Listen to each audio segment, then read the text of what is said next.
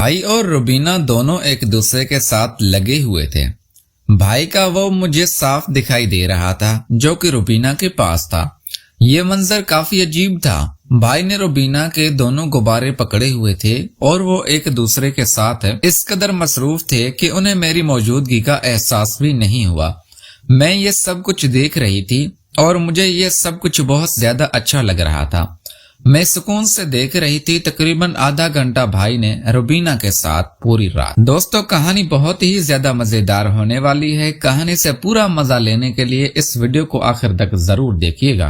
हुआ कुछ यूं कि मेरे सब घर वाले मामू के यहाँ शादी पर गए हुए थे। मुझे स्कूल से छुट्टी ना मिल सकी क्योंकि मेरे पेपर थे और भाई को भी दुकान पर बहुत सारे काम थे, इसलिए भाई घर पर रुक गए। अब हम दोनों बहन भाई घर पर थे और अकेले भी थे। जब भाई ने रुबीना को बताया कि ये सब घर वाले जा चुके हैं तो रुबीना उसी वक्त घर आ गई। मैंने और रुबीना ने कुछ देर बातें की। उसके बाद मैं सोने के लिए कमरे में चली गई। मैं काफी थक चुकी थी, इसलिए मैं गहरी नींद सो गई।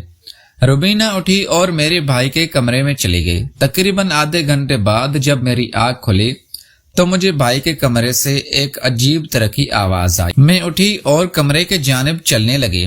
जैसे ही मैंने दरवाजा खोला तो मैं देखकर हैरान हो गई कि भाई और रुबीना दोनों एक दूसरे के साथ लगे हुए हैं। भाई का वो मुझे साफ दिखाई दे रहा था जो कि रुबीना के पास था। ये मंजर काफी अजीब था। भाई ने रुबीना के दोनों गुब्बारे पकड़े हुए थे और वो एक दूसरे के साथ इस कदर मसरूफ थे कि उन्हें मेरी मौजूदगी का एहसास भी नहीं हुआ। मैं ये सब कुछ देख रही थी और मुझे ये सब कुछ बहुत अच्छा लग रहा था।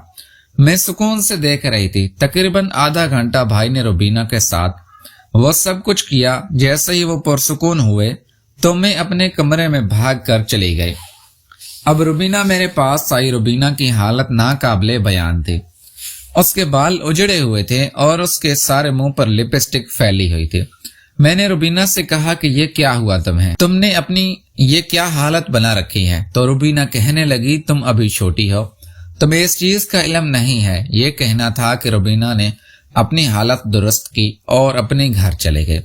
मैं पूरी रात इसी बारे में सोचती रही और मेरी कैफियत नाकाबिले बयान थी। जब भी मैं इसको अपने जहन के अंदर सोचती तो मुझे एक अजीब सी खुशी महसूस होती। मैं उसमें कोई शक नहीं था कि मुझे भी वो सब कुछ चाहिए था जो रुबीना कर रही थी। ये सोचते सोचते मैं सो गई। सुबह जब आँख खुली तो भाई के लिए नाश्ता बनाया और भाई दुकान पर चले गए और मैं अपनी पढ़ाई में मसरूफ हो गई। रात को मौसम बहुत ज्यादा खराब था और आंधी चल रही थी। फिर बारिश होना शुरू हो गई और बारिश इतने जोरों से हुई कि मैं अपने कमरे में बैठ गई। हवा बहुत तेज चल रही थी, इसलिए मुझे बहुत डर लग रहा था। मैं भाई के कमरे में चली गई और कहा कि भाई, क्या मैं आज यहाँ सो सकती हूँ? ये कहना था कि मैं भाई के साथ ही बेड पर लेट गई। भाई ने कहा, मेरे सर में बहुत दर्द हो रहा है, तुम प्लीज थोड़ा सा दबा दो। मैंने कहा, जी भाई, जैसे आपका हुक्म। मैं भाई के पास बैठ गई और भाई का सर दबाने लगे। भाई मोबाइल पर रुबीना से बात कर रहे थे। मैंने भाई के सर को दबाना शुरू कर और साथ साथ रुबीना और भाई की चैट भी पड़ रही थी। अब कुछ देर के बाद भाई को नींद आ गई। मैंने कमरे का दरवाजा बंद कर दिया और खिड़कियां भी बंद कर दी। अब मैं सोने की तैयारी में थी। लाइट बंद करके मैं सोने लगी तो अचानक मेरी नजर भाई पर पड़ी। भाई ने पतले से कपड़े पहन रखे थे और उनके कपड़ों से उनका शेर वाज़ेह नजर आ रहा था। मेरी कैफियत बेकाबू हो गई।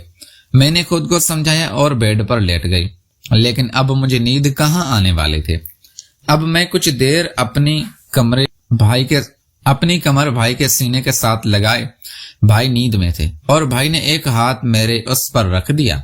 अचानक मेरी आंख खुली तो मैंने भाई का हाथ अपने ऊपर देखा तो मैं बहुत खुश हुई, क्योंकि जो एहसास मुझे हो रहा था वो शायद मैं अब भी बयां ना कर सकूं। अब मैं भाई के और करीब हो गई और भाई का वो मुझे चाहिए था। भाई की आंख खुल गई।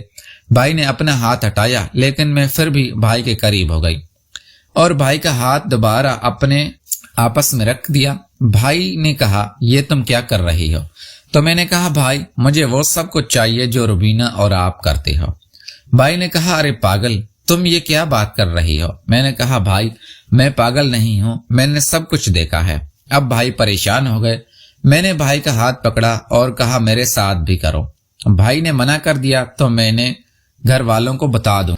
بھائی نے کہا تم ایسا کچھ نہیں کرو گی، تو میں نے کہا تو میں جو کہہ رہی ہوں وہ پورا کرو۔ اب بھائی نے میری طرف دیکھا اور کہنے لگا تم ایسے نہیں مانو گی۔ میں نے کہا بہن بھی تو آپ کی ہوں۔ پھر اس اندھیری رات میں وہ سب کچھ ہو گیا جو برسوں سے میری خواہش تھی۔ اب میں اور بھائی دونوں پرسکون ہو گئے اور سو گئے۔ پیارے دوستو، اگر آپ کو ہماری کہانی پسند آئی ہے تو اس ویڈیو کو لائک کر کے چینل کو لازمی سبسکرائب کریں۔ ملتے ہیں اگلی ویڈیو میں۔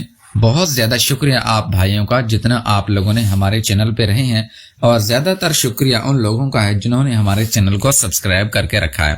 تو آنے والے مستقبل ٹائم میں بھی اگر آپ لوگ اس طرح کی اچھی مزیدار اسٹوریاں دیکھنے کے لیے خوش ہیں تو آپ لوگ چینل کو سبسکرائب لازمی کریں۔